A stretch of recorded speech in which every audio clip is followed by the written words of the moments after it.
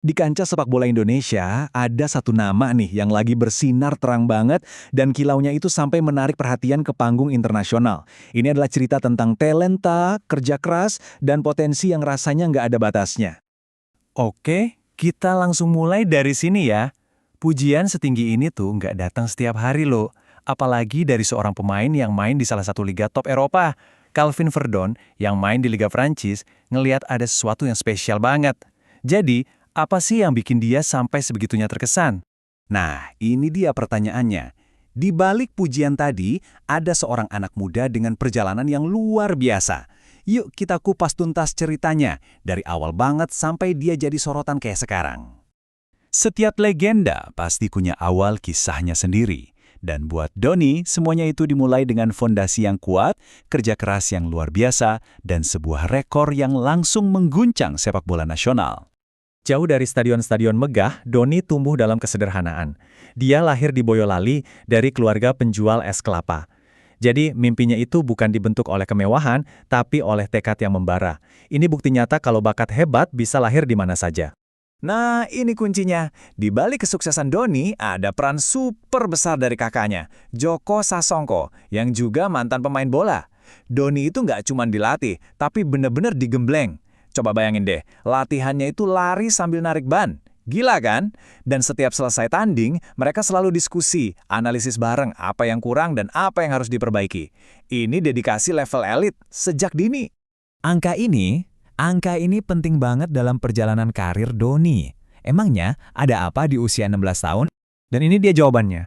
Di usia 16 tahun, Doni main untuk pertama kalinya buat Persija Jakarta. Dan langsung mecahin rekor sebagai pemain termuda yang pernah main di era Liga 1. Ini bukan cuma sekedar debut, ini tuh kayak sebuah pengumuman kalau seorang bintang baru telah lahir. Setelah debut bersejarah itu, Doni nggak berhenti. Dia terus berevolusi, beradaptasi, dan jadi bagian yang sangat penting dari strategi timnya di level klub. Main untuk Persija Jakarta, salah satu klub dengan tekanan paling besar di Indonesia. Doni ngebuktiin kalau umurnya yang muda itu bukan masalah. Dia langsung jadi pemain andalan di kompetisi kasta tertinggi, BRI Liga 1. Nah, ini yang super menarik, yaitu soal adaptasinya. Posisi alami Doni itu sebenarnya gelandang serang, tapi pelatih Thomas Doll melihat potensi lain dan mengubahnya jadi bek sayap kiri. Ini perubahan besar loh.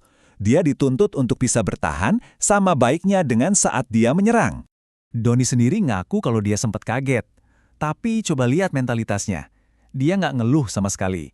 Justru sebaliknya, dia proaktif. Dia belajar dari seniornya dan bahkan nambah porsi latihan fisiknya sendiri biar bisa main bagus di peran barunya. Ini baru karakter seorang juara. Dan semua kerja kerasnya itu terbayar lunas. Pelatih Persija saat itu, Mauricio Souza, muji dia habis-habisan karena stabilitas dan perannya yang krusial. Bahkan, di laga melawan Madura United, performa keren yang bikin dia dianugerahi Man of the Match. Dia benar-benar jadi pemain yang komplit. Tentu aja, kalau mainnya udah secemerlang itu di level klub, panggilan berikutnya sudah pasti membela merah putih. Dari Persija ke tim nasional. Ini adalah puncak impian buat setiap pesepak bola di Indonesia. Dan Doni berhasil mencapainya di usia yang sangat-sangat muda. Coba deh kita lihat lini masa ini. Peningkatannya cepat banget. Semuanya dimulai dari debut bersejarah di Liga 1 tahun 2021.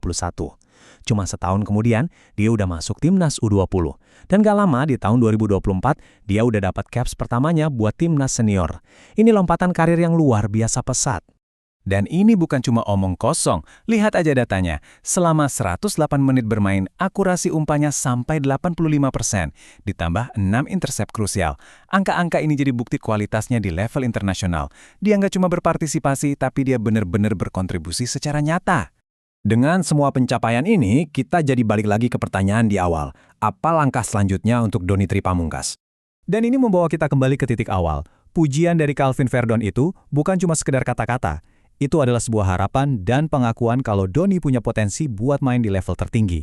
Harapan untuk bisa ketemu dia di Eropa adalah sinyal yang sangat kuat tentang bakat yang dia lihat. Terus, gimana tanggapan Doni? Dia tetap rendah hati. Buat dia, pujian ini bukan garis finish, tapi justru jadi bahan bakar. Jadi motivasi untuk terus kerja lebih keras lagi dan jadi pemain yang lebih baik. Mentalitas yang luar biasa kan? Jadi pertanyaannya sekarang adalah, dengan rekor yang udah dipecahkan, etos kerja yang nggak kenal lelah, kemampuan adaptasi yang luar biasa, dan pengakuan dari pemain Eropa, apakah Doni Tripamungkas akan jadi duta Indonesia berikutnya di panggung sepak bola dunia? Cuma waktu yang bisa menjawab, tapi yang pasti masa depannya terlihat sangat-sangat cerah.